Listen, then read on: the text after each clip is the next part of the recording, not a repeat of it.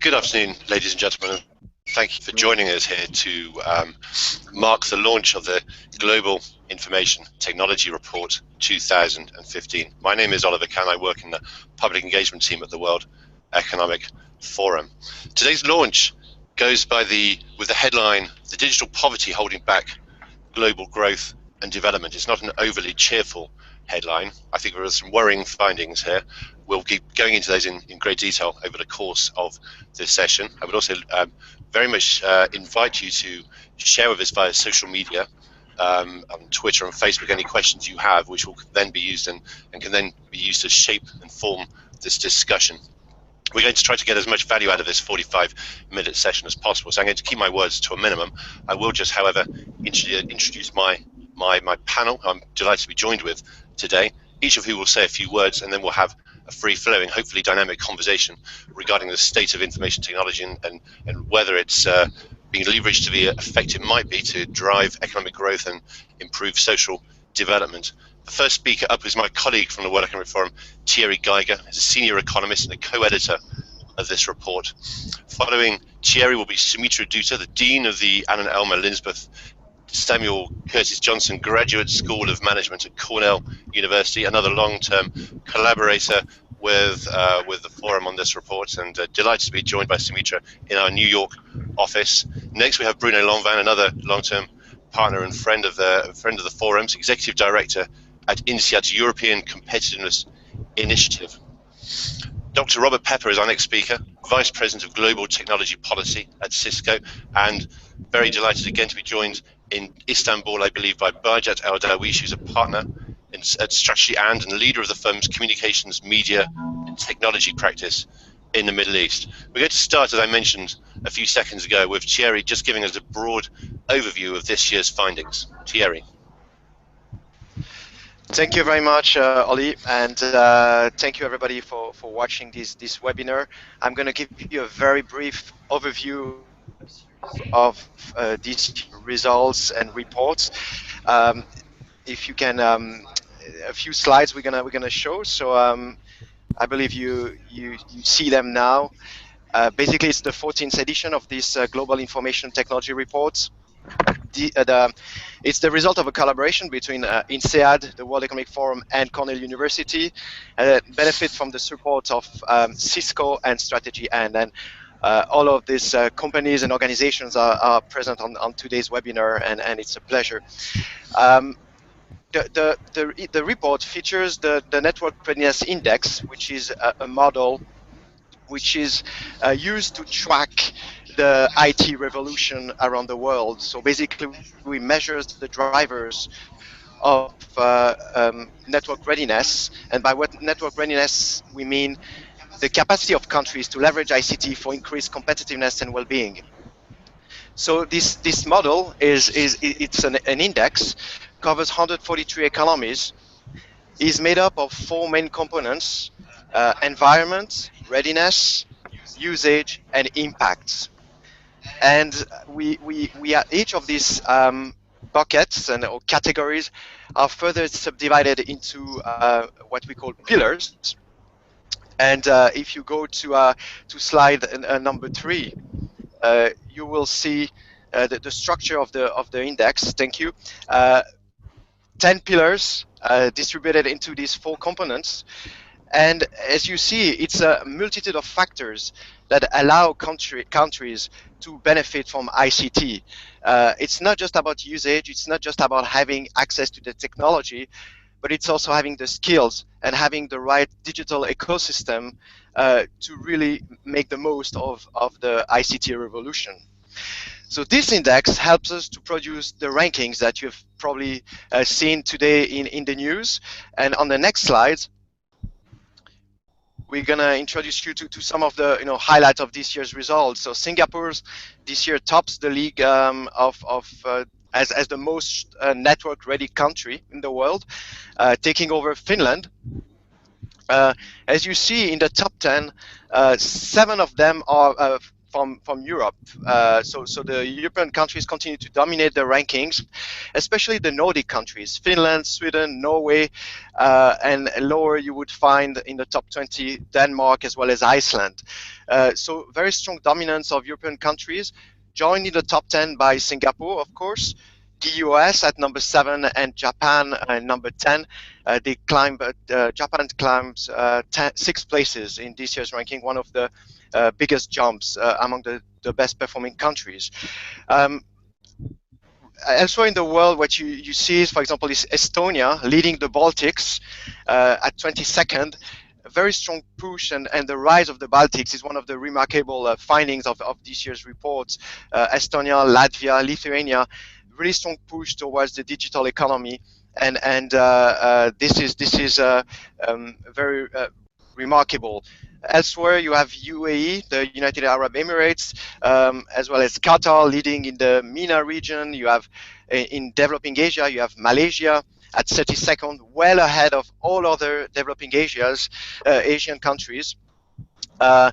We also noticed the relative disappointing performance of the BRICS. Russia is 41st, but China 62nd only, South Africa 75th, Brazil and India are even lower. It's a concern for the growth of these economies, this relative inability to harness technology to sustain the growth momentum in these large economies.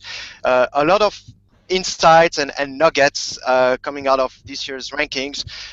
We could talk about Mauritius at 45th, well ahead of all the other sub-Saharan African countries.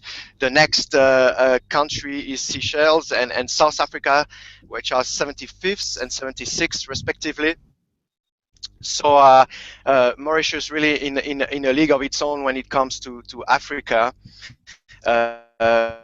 Very difficult capacity or big ability to harness technology on the African continent. I won't go over the results. We might come back to it during the course of the conversation. I just wanted to highlight some of the key messages on the next slide. If we can bring up the next slide. Thank you. What is emerging from this year's report is that the ICT revolution, this incredible transformative power of ICT, is only happening in a few countries and is only benefiting a few people on this planet. We still observe widespread digital poverty, and we also observe digital divides emerging not only across countries but within countries, between those who are able to access ICT and have the skills to make the most of it, and the other people, other segments of population who are not able to harness technology to their full potential because of their age, because of their education, because of lack of money or access.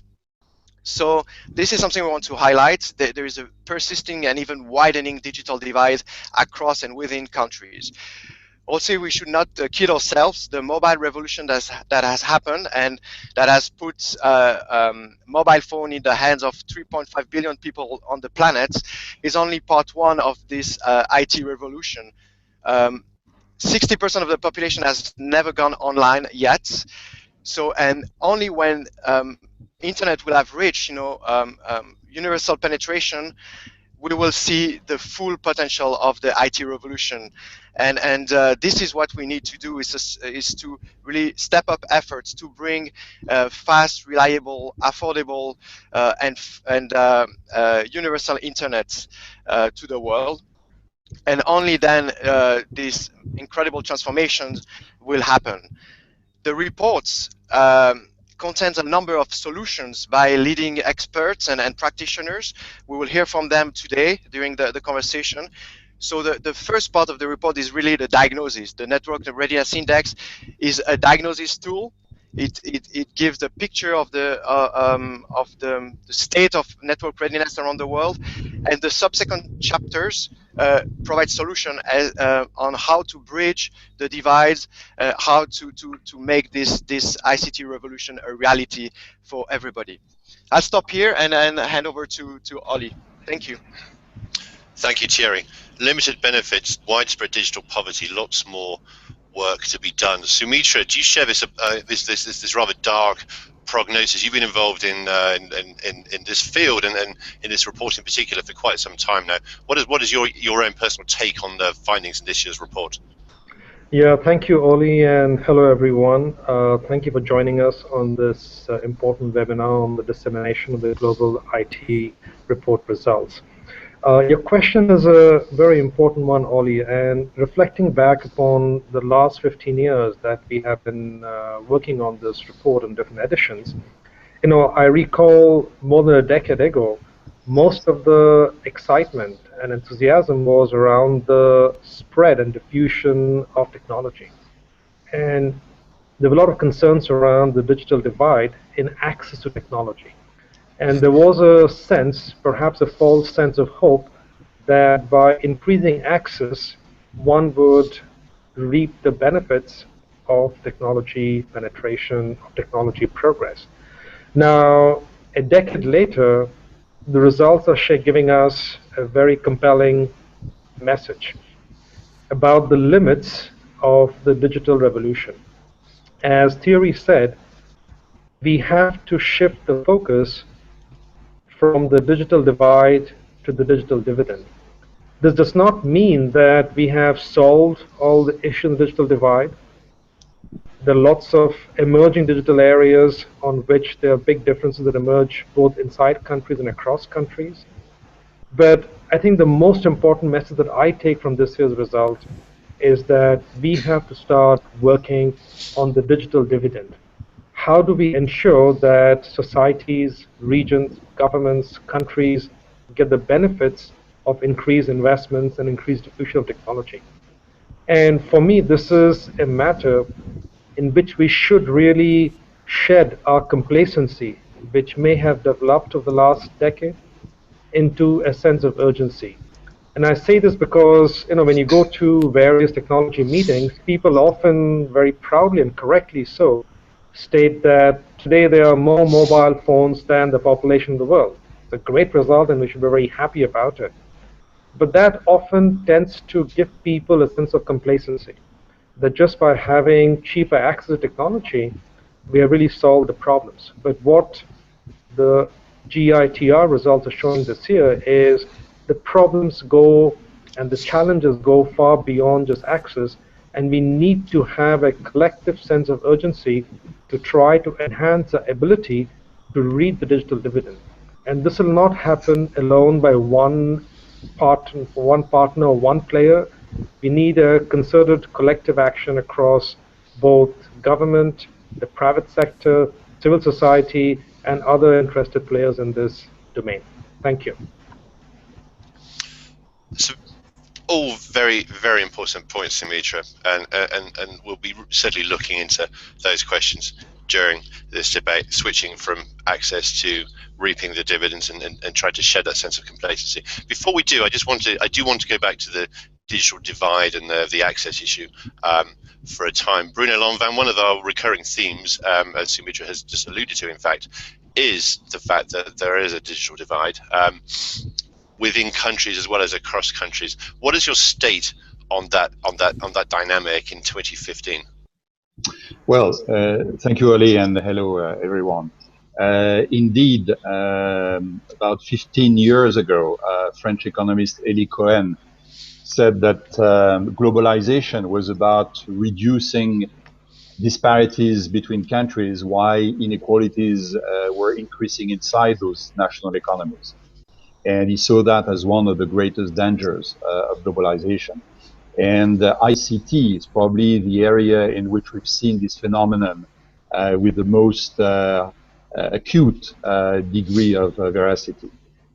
Indeed, we see in all countries, developed and developing, that inequalities between those who have access to technology and those who have not access to technology is increasing. So we are far from inclusive growth. Yet there's a big difference between international divide and domestic divides. International divides are largely and almost exclusively linked to income per capita. In other words, the rich countries have more access, more use, more impact, and the poor countries are lagging behind. And this is not diminishing. Inside the countries, inequalities and lack of inclusiveness is often linked to other types of disparities, not just income. It's about geography between urban and rural areas, and it is more and more about different access to education. Those who have the capacities to understand what coding is about, what information technology can bring to daily activities, to use e-government services online, have more opportunity to benefit from it.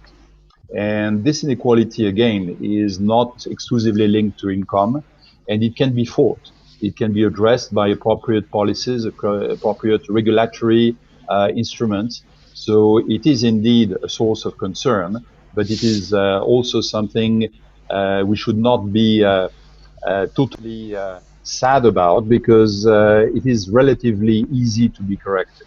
It's a question of action, of coordination between stakeholders, as Sumitra just said, and it can be done, and we have examples of countries where this has been done.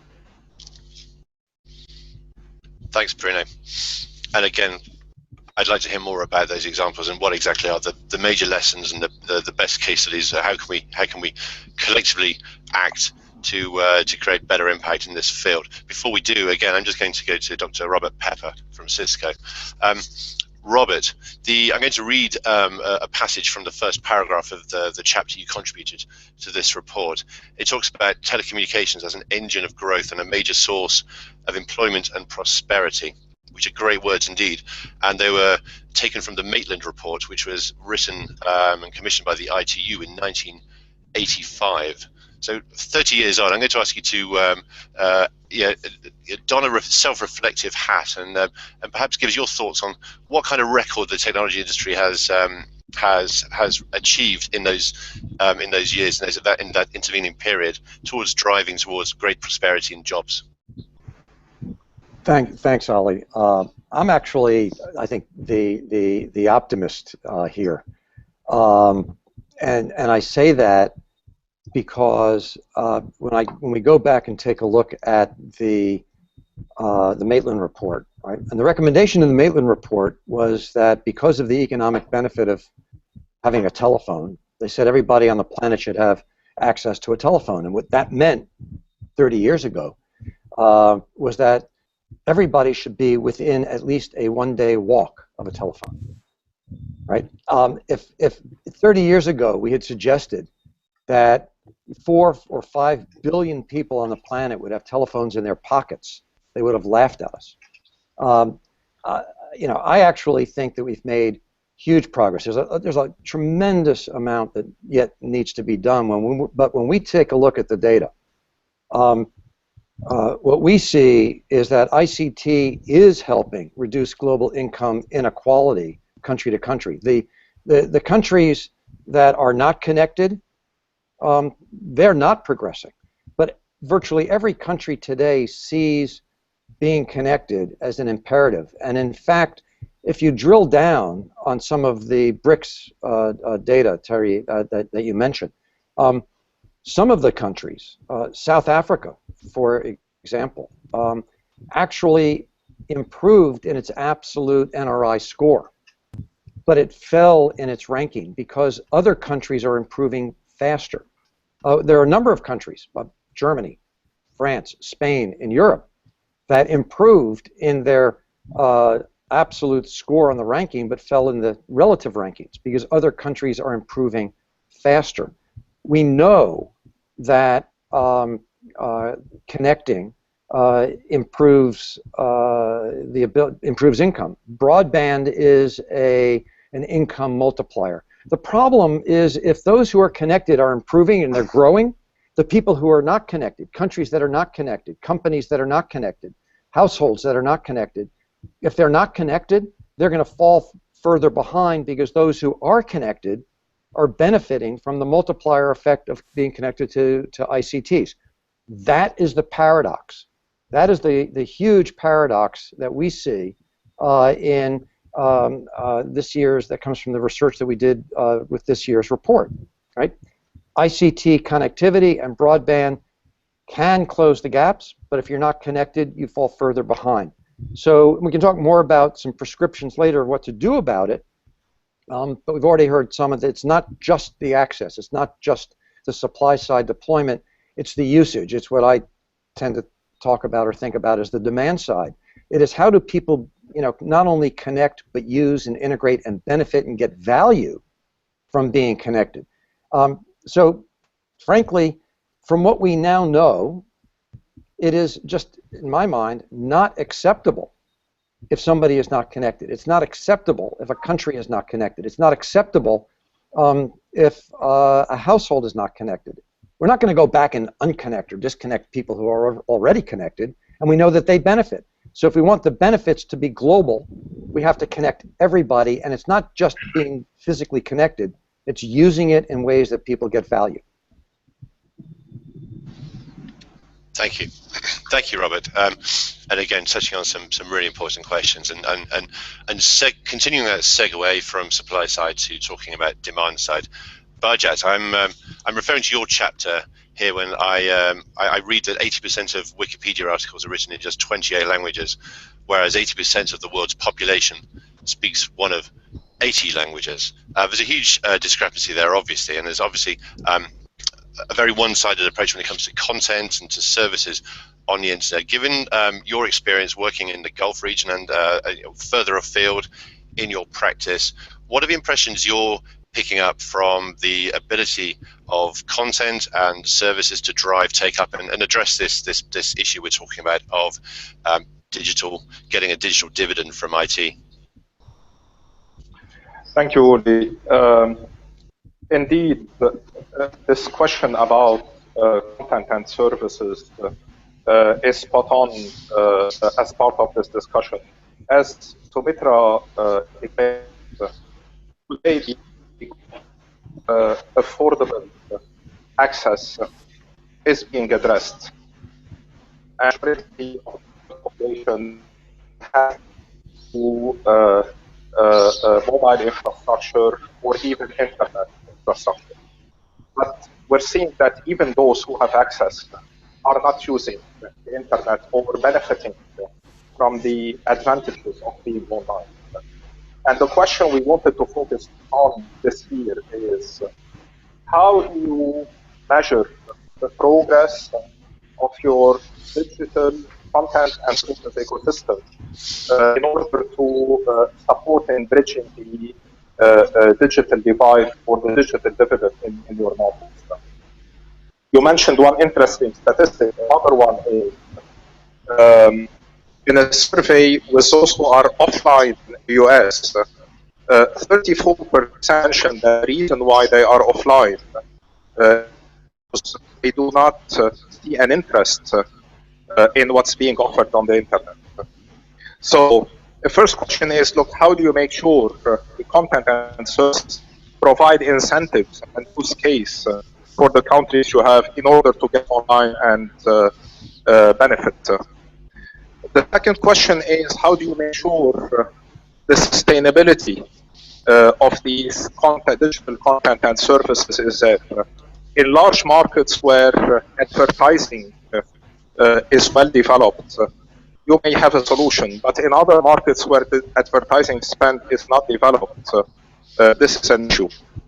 So look, we look at all these, and naturally there is no silver bullet, but there is a combination of solutions between governments, content developers, as well as enablers like telecom operators and brand owners.